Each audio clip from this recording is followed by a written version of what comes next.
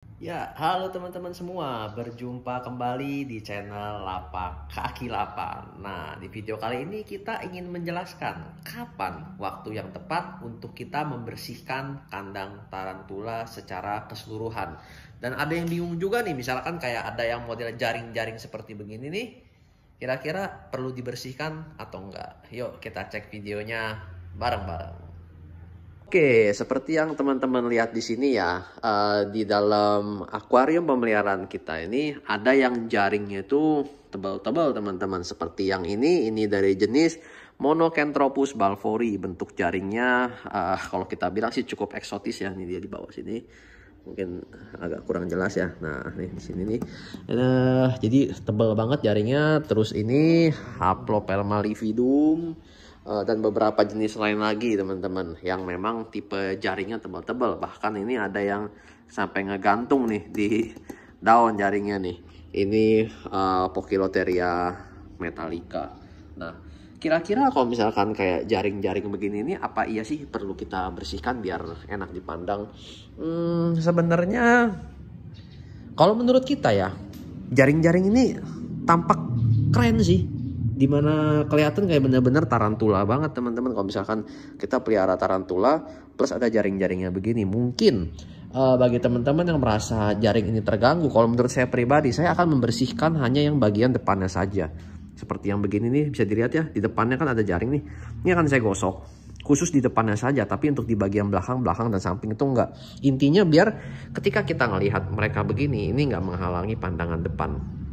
Tapi dari samping-samping itu jaringnya tetap ada. Kenapa saya menyarankan untuk jaring-jaring ini tetap ada? Karena memang jaring-jaring ini didesain khusus oleh si tarantula memang untuk membuat lingkungan tempat tinggal ini nyaman buat mereka. Jadi ketika kita menghilangkan si jaring-jaring ini, tarantula itu kadang-kadang akan menunjukkan gejala-gejala yang berubah ya, atau kurang enak lah gitu loh. Kayak mereka suka jadi lemes gitu loh, kurang semangat ya, karena memang rumahnya itu diganti. Nah, itu butuh proses lagi untuk pembuatan jaring-jaring ini agar si tarantulanya itu semangat atau segar kembali teman-teman. Ini si Murinus.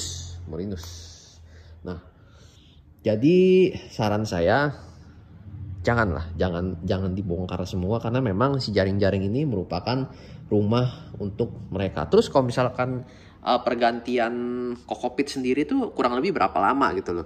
Nah, itu tergantung teman-teman, tergantung dari kondisi kokopit yang teman-teman ada di tempat koleksi teman-teman. Dimana kalau misalkan kokopitnya posisinya masih bagus, masih seger gres gitu, ini kayak gini nih, seger ya kokopitnya ya, dia bersih, nggak ada berjamur sama sekali, udah lanjut aja terus pelihara, nggak ada masalah selama ya memang kondisinya nggak berjamur, terus nggak ada kutu dan tampak bersih. Ini kayak begini nih, ini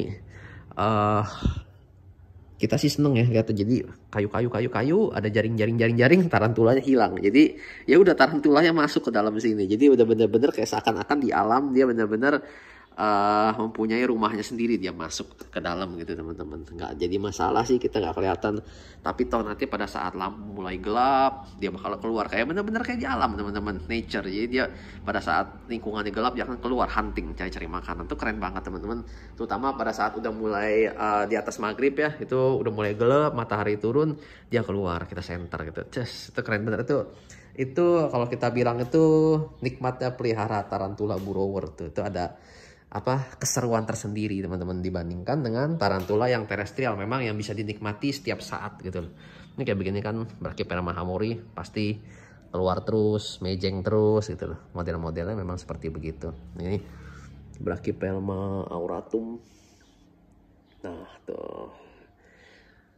Yang ini, nah ini juga sama nih, ini burrower, ini king babun, ya burrower ke bawah. Jadi intinya yang perlu teman-teman cermati adalah ketika dia beres makan tuh biasa ada sisa-sisa makanan tuh yang perlu teman-teman angkat. Karena pakan-pakan begitu yang akan memancing jamur atau kutu. Nah, ini kayak gini nih teman-teman, lihat nih. Ini ada jangkrik. Ini jangkrik udah mati teman-teman. Nah, ini yang perlu diangkat. Jadi jangan sampai ada bangkai atau ada sisa-sisa makanan tersisa. Jadi Selama itu kandang cuma sisanya jaring dengan tarantula, atau mungkin tarantula buang kotoran, itu nggak mempengaruhi kondisi jamur-jamur pada kandang. Karena kotoran tarantula itu benar-benar, kalau teman-teman pernah lihat atau pernah tahu, itu tuh nggak berbau sama sekali. Dan bisa dibilang ya kalau udah kena tanah udah bisa hilang gitu. Paling ada bercak-bercak putih yang nggak terlalu signifikan kelihatannya gitu. Oke, moga-moga video ini bisa bermanfaat buat teman-teman. Salam kaki 8.